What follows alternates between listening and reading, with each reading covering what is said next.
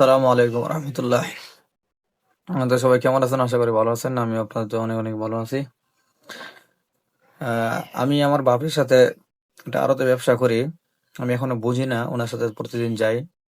উনি রাত 11টার দিক দিয়ে আড়ত চলে আসে না। আমরা থাকি হচ্ছিল নারায়ণগঞ্জ গাউসিয়া, বুলতা গাউসিয়া যেটাকে বলে।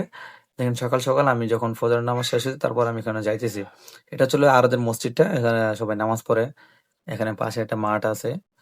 মাঠে পোলাপানি খেলাধুলা করে বা ইয়ে, অনেক সুন্দর মাঠ।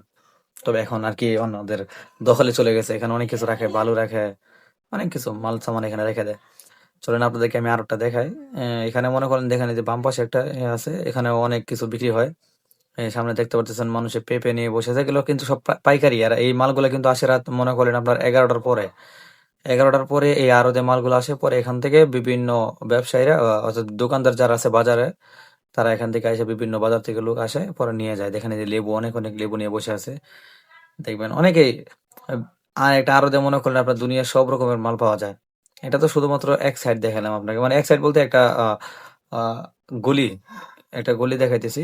দেখেন এই যে শশার আড়ত দেখাইতেছে, অনেক মানুষ শশা বিক্রি করতেছে এখানে।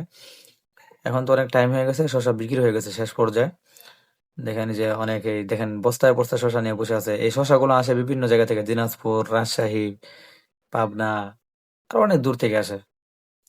দেখেন এই এই এখানেই আমরা ব্যবসা করি। এখানে দেখেন যে এই দোকানটাতে কিন্তু আজকে আমাদের মাল